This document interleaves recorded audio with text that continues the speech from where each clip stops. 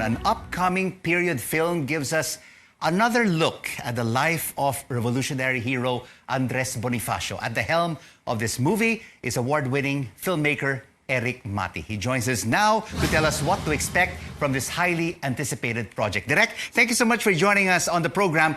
What story do you want to tell about Andres Bonifacio that hasn't been taught in schools and has never been seen in the many Supremo movies made in the past? No, that's the reason why we're making it.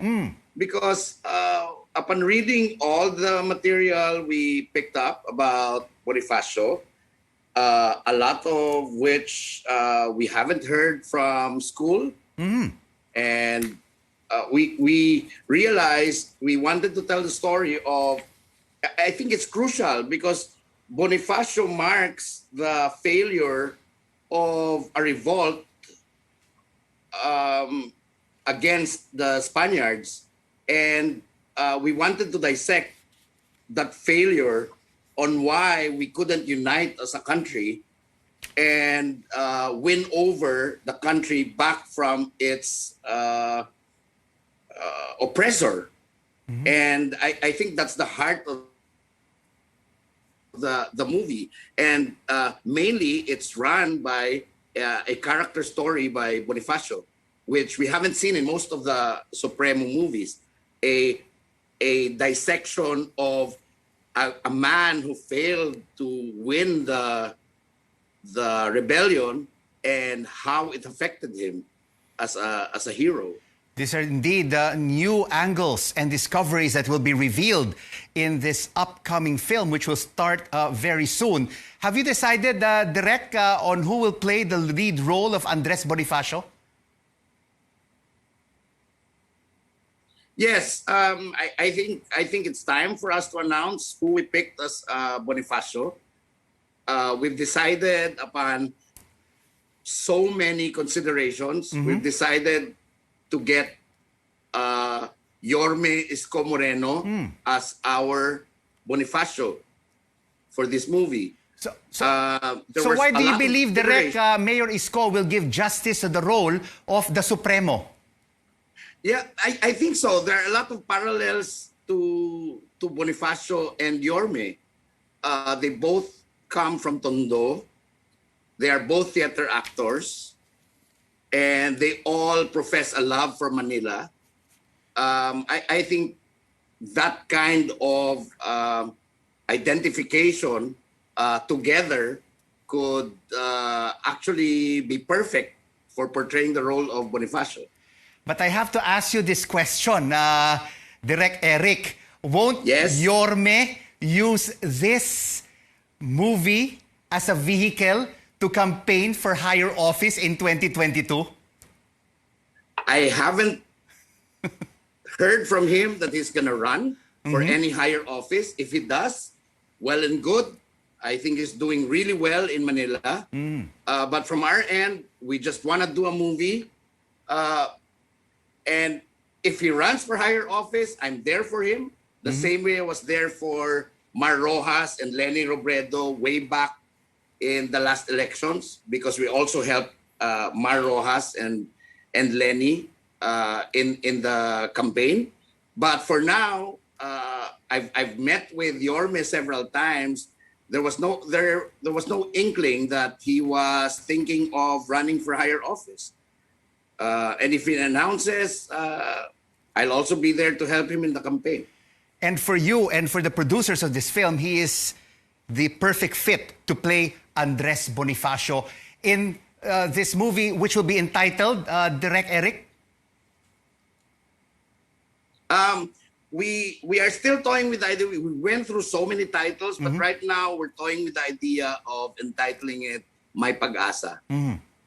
Because that's he uses in his pen name. Yeah. Okay, why May Pag-asa, Direk Erik? And how relevant will this particular Bonifacio movie be for our kababayans who are going through so many challenges during this pandemic?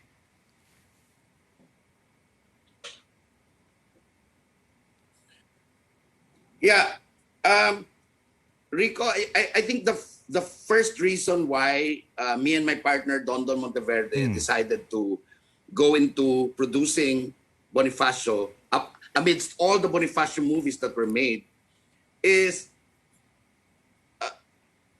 we wanted to tell a story that could be relevant for 2021. If there was nothing about Bonifacio's story that could be relevant for 2021, we wouldn't dare tell the story again of a Bonifacio movie. So upon looking at it, I think the divisiveness that we're having right now with the country is really what made us think that the Bonifacio movie, which also was rife with divisiveness during that time, they wanted to win over the Spaniards. I think those issues during that time makes the whole film relevant to us nowadays. And there's a lot of things going on with why they failed as a revolution. And it's not mainly because of the Spanish, but mainly because of us, Filipinos, ourselves. So there are a lot of parallelisms between the period of Andres Bonifacio and what is happening to our kababayans today. And Direct, this will be your first historical period movie. What challenges do you expect in the filming process? Because Yorme, Mayor Isko, is a very busy man in Manila. Yeah, we had a long meeting maybe 2 months back when we proposed it to him. And we were ready to be let go when we proposed the idea to him that we wanted him as Bonifacio, mainly because I